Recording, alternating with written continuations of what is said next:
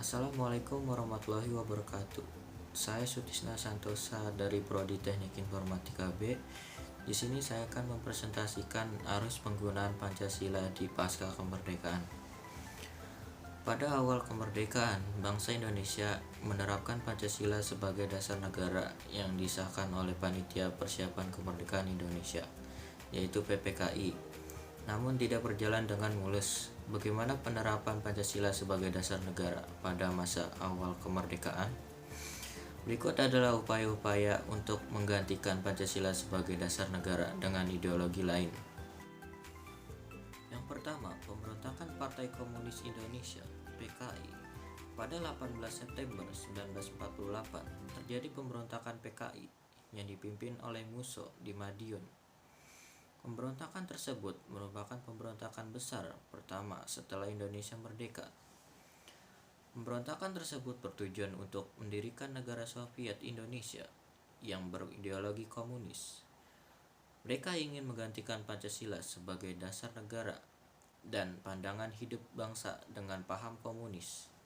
Namun, pemberontakan PKI tersebut dapat digagalkan oleh pemerintahan Indonesia di bawah pimpinan Presiden Soekarno. Bahkan, pimpinan PKI Musso telah tewas ditembak dan tokoh-tokoh lainnya telah ditangkap. Yang kedua, pemberontakan Darul Islam atau Tentara Islam Indonesia. Pemberontakan Darul Islam atau Tentara Islam Indonesia berlangsung pada 7 Agustus 1949 di bawah pimpinan Sekar Maji Marijan Kartosuwiryo. Dalam pemberontakan tersebut, ia ingin mengganti Pancasila sebagai dasar negara dengan syariat Islam. Bahkan ditandai dengan didirikannya Negara Islam Indonesia atau kita bisa sebut dengan NII.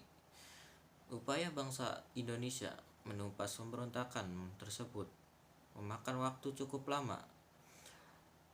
Kartosuwiryo dan para pengikutnya baru bisa ditangkap pada 4 Juni 1962. Yang ketiga, pemberontakan Republik Maluku Selatan. Pemberontakan RMS dipimpin oleh Christian Robert Stephen Soumukil. Tujuan pemberontakan RMS untuk membentuk negara sendiri yang didirikan pada 25 April 1950, di mana meliputi pulau-pulau seperti Seram, Ambon, dan Buru.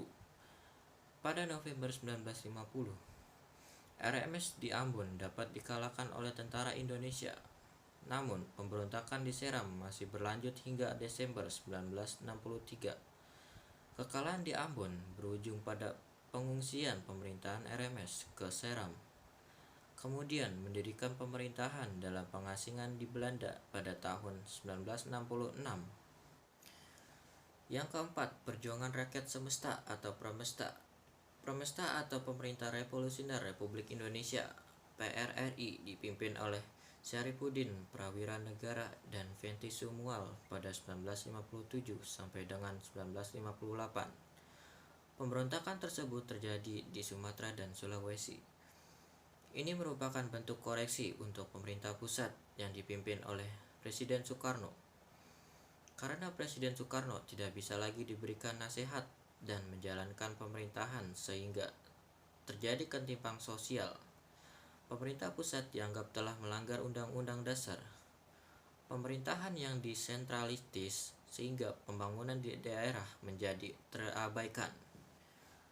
Yang kelima, Angkatan Perang Ratu Adil (APRA).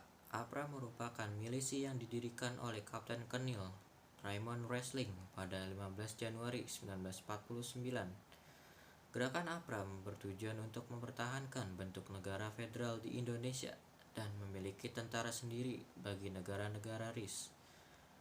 APRA melakukan pemberontakan pada 23 Januari 1950 dengan menyerang dan menduduki Bandung serta menguasai markas staf divisi Siliwangi. Bahkan berencana akan menyerang Jakarta, namun usahanya mampu digagalkan oleh APRIS yang mengirimkan pasukan di wilayah Jawa Tengah dan Jawa Timur. Dengan adanya peristiwa ini, maka semakin mempercepat pembubaran RIS dan kembalinya ke bentuk NKRI pada 17 Agustus 1950. Mungkin itu saja yang bisa saya jelaskan. Bila ada kesalahan, mohon maaf. Wassalamualaikum warahmatullahi wabarakatuh.